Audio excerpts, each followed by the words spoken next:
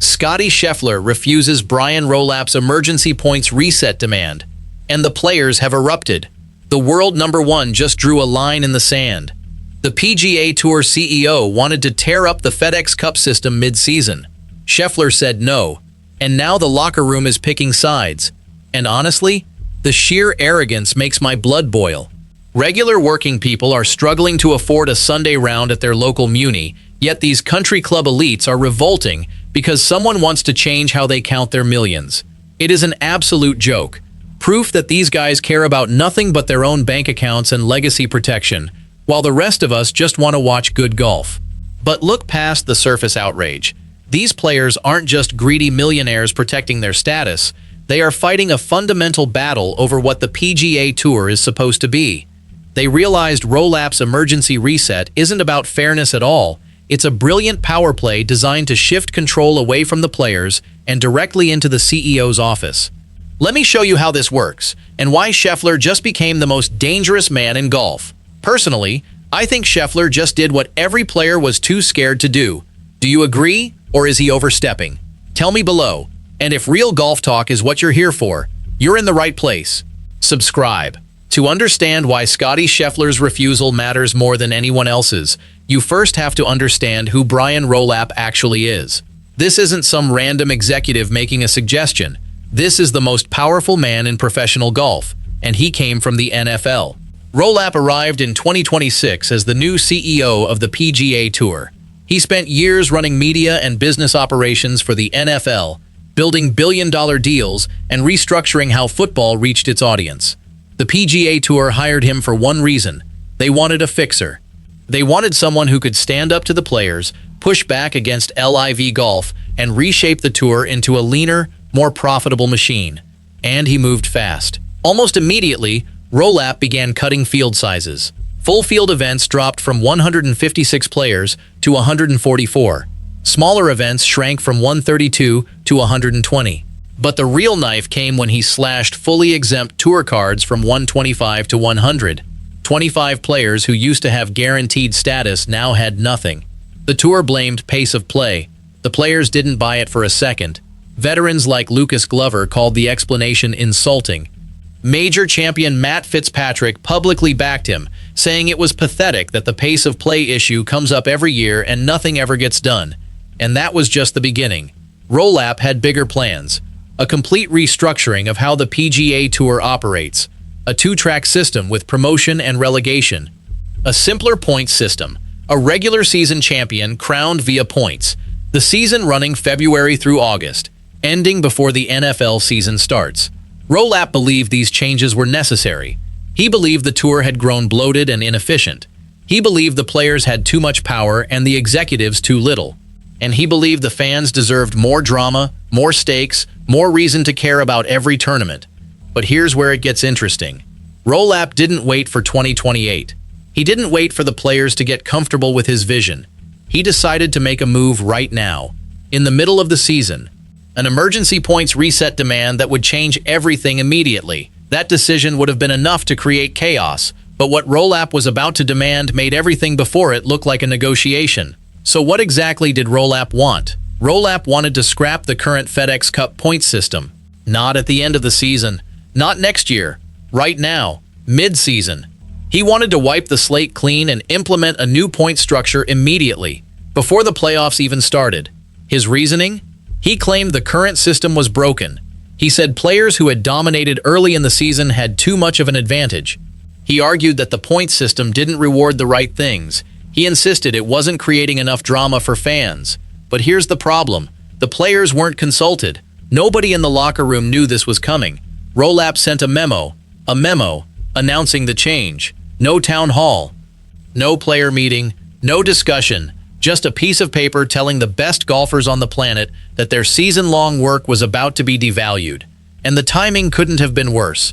Scottie Scheffler had just wrapped up the #1 spot in the FedExCup standings. He had dominated the season. He had won the FedEx St. Jude Championship. He had secured a $10 million bonus for winning the season-long points race. He had played 18 events. He had won multiple tournaments. Now Rolap was telling him, and everyone else, that those points might not matter anymore. Scheffler had earned everything the hard way. Every shot, every round, every tournament. And one executive in an office decided that all of that could be reset with a stroke of a pen. That's not just disrespectful, it's destructive. It tells every player on tour that their effort doesn't matter, that the system can be changed on a whim, that the people in charge don't respect what happens on the course. Scheffler had earned everything the hard way. Now someone wanted to take it away with a memo. So what did Scottie Scheffler actually say?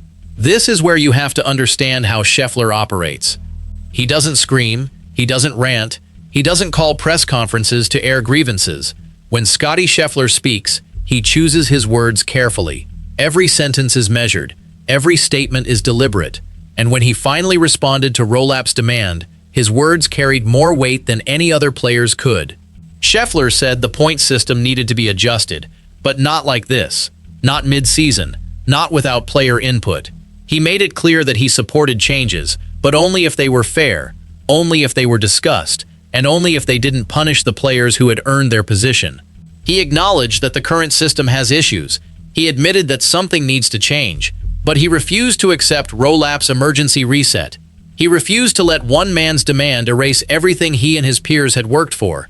He refused to let the season be devalued by a memo. And here's the thing. Scheffler actually likes Rolap personally. At the Arnold Palmer Invitational earlier this year, he called Rolap a no BS guy. He said he loved his demeanor. He said Rolap gets things done. But that personal respect didn't stop Scheffler from drawing a line. He respected the person. He didn't respect the demand. And when the world number one says no, people listen.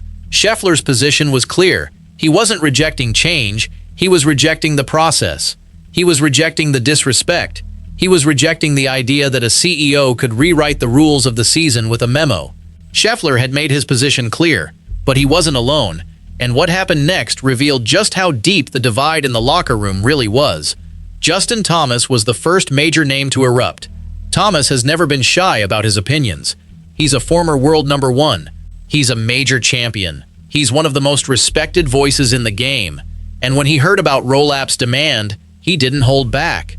Thomas called the proposal selfish. He said the USGA's decisions, and by extension, the Tour's decisions, were bad for the game. He delivered a line that perfectly captured the frustration of the entire locker room. He asked whether they would make a mile longer so the fastest mile time doesn't change. He asked whether they would raise the NBA hoop because players can jump higher. That line went viral. It wasn't just golf fans sharing it, it was sports fans across the world. Because Thomas had articulated something that every athlete feels. Why punish the best? Why change the rules to make it harder for greatness to be recognized? Thomas wasn't just angry for himself, he was angry for everyone. He was angry for the guys who had fought their way into the top 100 only to have their status questioned. He was angry for the veterans who had built their careers on the old system. He was angry for the young players who were trying to figure out where they fit. When Justin Thomas speaks, the tour listens. Because he's not just any player, he's a guy who has earned the right to be heard. Thomas had thrown his weight behind Scheffler, but another player's reaction would surprise everyone. Rory McIlroy has always been complicated when it comes to tour politics. On one hand, he's been a board member. He's been involved in negotiations. He's been the voice of reason in some of the ugliest debates in golf history. On the other hand, he's publicly supported changes that other players hate, like the ball rollback. So when Rolap's demand came out, everyone waited to see what Rory would say. His reaction was measured. He didn't explode like Thomas. He didn't draw a hard line like Scheffler. He acknowledged that the point system needed work. He said that changes were inevitable, but he also made it clear that the players needed to be part of the conversation. McIlroy's position is interesting. He's already achieved everything. He's got 4 majors. He's won the FedExCup. He's been number 1. He doesn't need the point system to validate his career, but he understands that the system matters for the next generation. He also understands that Rolap's demand was about power, about control, about who gets to make the decisions. And Rory has been in enough boardroom fights to know that once you give up power, you never get it back. So while McIlroy didn't go to war with Rolap publicly, his message was clear. The players need a seat at the table, and if they don't get one, the tour will tear itself apart. McIlroy had chosen his words carefully. But Collin Morikawa wasn't playing the diplomat game. Collin Morikawa is one of the most talented players on tour, 2 major championships, a calm demeanor. He's known for his composure, for his precision, for his ability to stay steady under pressure. But under that calm surface, Morikawa has strong opinions. Morikawa has been questioning the point system for years. He's said publicly that it's unfair that someone can dominate all season and then lose everything because of one bad week in Atlanta. He's pointed out the absurdity of the reset format. So when Rolap proposed an emergency reset, Morikawa saw it as the worst possible solution to a real problem. He wanted change, but not like this. Not mid-season, not without player input, not in a way that devalued everything players had worked for. Morikawa's frustration is rooted in something deeper. He believes in the integrity of competition. He believes the best player should win, and he believes that governing bodies have lost sight of that principle. His voice matters because he's not a complainer. When Collin Morikawa speaks up, it's because something is genuinely wrong, and he was convinced that Rolap's demand was genuinely wrong. Morikawa had joined the chorus. And then Jon Rahm's voice entered the conversation, and everyone leaned in. Jon Rahm has always been his own man. He's never been afraid to challenge authority. He's never been afraid to speak his mind. He's won majors. He's been world number 1. He's got nothing left to prove. When he heard about Rolap's demand, Rahm made it clear that he was on Scheffler's side. Rahm's perspective is interesting because he's watched the tour from both inside and outside. He's seen what happens when leadership makes decisions without the players. He's seen how quickly the relationship between players and executives can break down. He called the emergency reset a short-sighted move. He said it undermined the entire season. He pointed out that players had committed to 18 events, had traveled the world, had given everything, only to be told that their results might not matter. Rahm wasn't just defending himself. He was defending every player on tour. He was defending the integrity of the competition.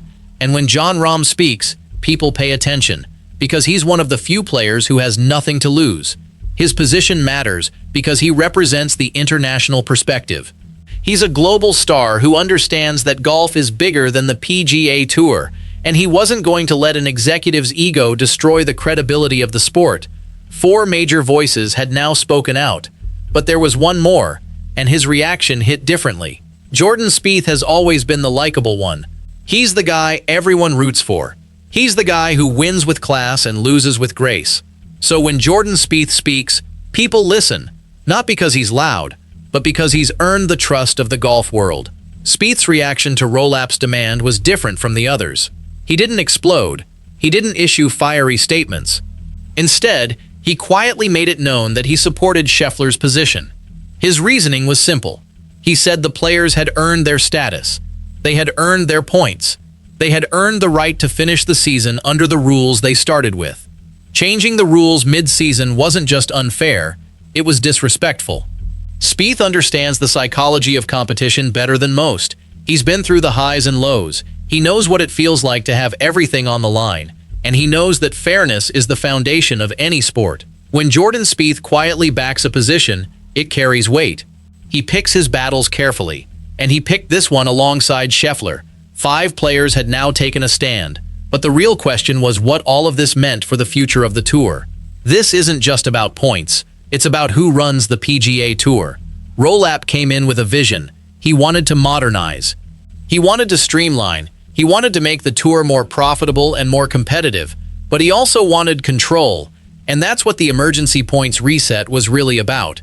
It was a power play, a message to the players that they weren't in charge, a reminder that the CEO makes the decisions. But Scheffler and his allies pushed back. They said no. They drew a line. They made it clear that the players would not be passive bystanders in their own sport. This is the big battle happening right now. Not just about points, not just about the FedExCup. It's about the soul of professional golf. About whether it's run by executives or by the people who actually compete. The LIV golf shadow looms over everything. Rolap's changes were partly a response to LIV. He wanted to prove that the PGA Tour could be tough, that it could make hard decisions, that it could compete with the Saudi-backed league. But in doing so, he may have pushed the players too far, because when the world number 1 says no, and when major champions line up behind him, The CEO has a decision to make. Rolap had a choice to make. And the entire golf world was watching to see what he would do next. So what happens from here? Scheffler has made his position clear. Thomas has backed him. McIlroy has supported the players. Morikawa has spoken out. Rahm has added his voice. Spieth has quietly joined the resistance. That's 6 of the biggest names in golf. 6 major champions. And they're all standing against the CEO. If Rolap backs down, he looks weak. His authority is damaged. If he doubles down, he risks a player revolt. He risks losing the trust of the locker room. He risks turning the PGA Tour into a war zone. But there's a third option. Negotiate. Find a compromise. Bring the players to the table and work out a solution that respects both sides. That's what Scheffler has always wanted. Not to destroy Rolap, not to start a war. He just wanted to be heard. He just wanted fairness. He just wanted the people in charge to remember that the players are the product. The US Open was weeks away, and suddenly that championship felt even bigger than before. Because here's the irony at the heart of this entire story. Scottie Scheffler's biggest complaint about modern golf is that the rules and setups are introducing randomness, taking skill out of the game and replacing it with luck. He wants the best player to win. He wants competition to be fair. And now, he's walking into the US Open, the one major he's never won, on a course with a history of chaos and controversy. Shinnecock Hills. The 2026 US Open is being hosted by the USGA, the very body whose ball rollback players have been savaging. And it's being held at Shinnecock, one of the most brutal courses in American golf. In 2018, Brooks Koepka won at just 1 over par. The third round produced a scoring average above 75. Players walked off the course calling it broken and unfair. This is exactly the kind of setup Scheffler has warned against. Fast, punishing, on the edge of chaos. A setup that can turn skill into survival. A setup where a bad bounce or a mud ball can destroy a championship. And Scheffler's own US Open history adds another layer of pressure. In 8 appearances, he's never won. His best finish was a runner-up in 2022.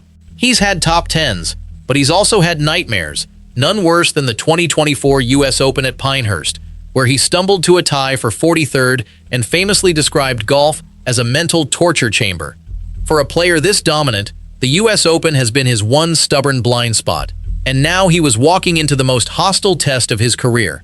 The governing body he didn't trust, the course that had broken so many before him, the one major that had always eluded him.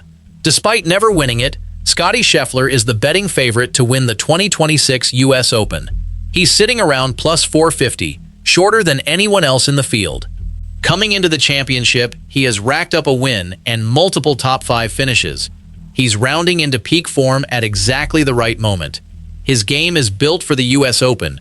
He's the best ball striker in the world, relentlessly accurate, mentally unshakable, almost impossible to rattle over 4 grinding days.